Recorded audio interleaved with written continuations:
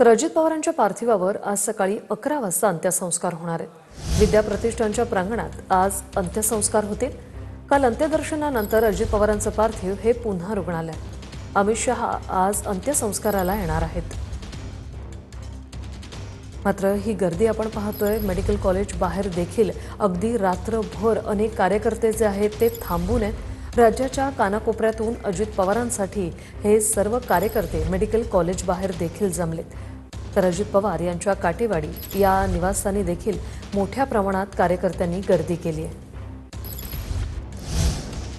अजूनही विश्वास बसत नाही। सुप्रिया सुळे यांनी हे स्टेटस ठेवले।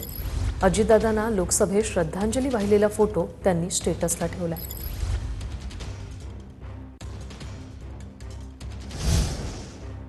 तर उद्धव ठाकरे यांनी बारामतीत पवार कुटुंबियांची सांत्वनपर भेट घेतलेली आहे।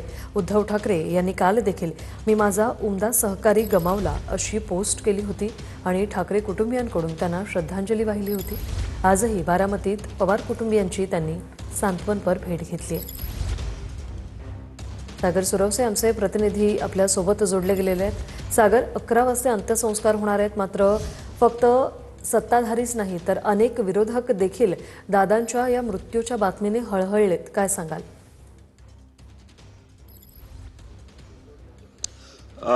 खरं आहे वैशाली, आपण पाहतोय की खरं तर राज्यातल्या प्रत्येक नागरिकाला, प्रत्येक व्यक्तीला जे आहे ते या दादांच्या अचानक एक्झिटमुळे जे आहे ते दुःख झाल्याचं पाहायला मिळतंय। खरं तर आपण काल दिवसभर पाहिलं की सत्तेतले तर अनेक नेते आलेलेच होते, मात्र विरोधी पक्षातले देखील प्रत्येक व्यक्ती जो आहे तो या ठिकाणी या शासकीय रुग्णालयामध्ये येत होता, त्यांच्या कुटुंबियांची सांत्वन भेट घेत होता, अजितदादांचं अंतिम दर्शन देखील ते घेत होते।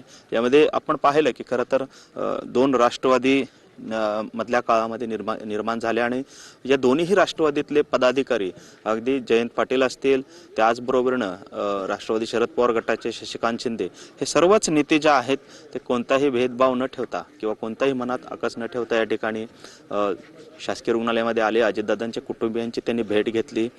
खरं तर गेल्या काही वर्षांमधलं राजकारण जे आहे ते राष्ट्रवादीमध्ये दोन फूट पडल्यानंतरचं राजकारण वेगळं होतं। अनेक टीका टिप्पणी ज्या आहेत त्या कालावधीमध्ये झालेल्या पाहायला मिळाल्या होत्या। मात्र त्यानंतर आता हे सर्व भेद विसरून या ठिकाणी अजितदादांच्या अंत्यदर्शनासाठी, त्यांच्या कुटुंबियांचं सांत्वन करण्यासाठी अनेक विरोधक जे आहेत ते देखील दाखल झालेले होते। उद्धव ठाकरे यांनी देखील त्यांच्या कुटुंबियांची भेट घेतलेली आहे। खरं तर काल दिवसभर मोठा गराडा जो आहे तो या सर्व शासकीय रुग्णालय असेल किंवा त्यांच्या काटेवाडीतल्या घराजवळ असेल किंवा विद्या प्रतिष्ठानच्या प्रांगणामध्ये असेल, हा जमलेला पाहायला मिळाला होता। त्यामुळे एकंदरीतच कायदा सुव्यवस्था असेल, वाहतूक व्यवस्था जी आहे ती कोलमडू नये या दृष्टीने अनेक मोठ्या नेत्यांनी देखील रात्रीच्या सत्रामध्ये त्यांच्या कुटुंबियांची भेट घेतल्याचं पाहायला मिळालं। आणि आपण पाहतोय खरं तर अजितदादांचं पार्थिव जे आहे त्या शवागारामध्ये ठेवण्यात आलेलं आहे आणि थोड्याच वेळात येथून त्यांचं पार्थिव जे आहे ते देखील नेण्यात येण्याची तयारी या ठिकाणी सुरू झालेली आहे। आपण पाहतोय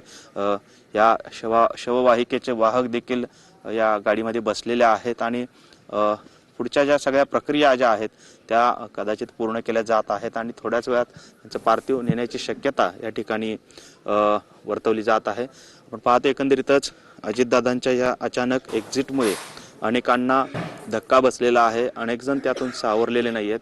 त्यामुळे कार्यकर्त्यांची भावना असेल, नेत्यांची भावना असेल, त्याचबरोबरीने अजितदादांच्या अनेक सहकारी जे आहेत ते काल आपल्याला धाय मोकलून रडतात।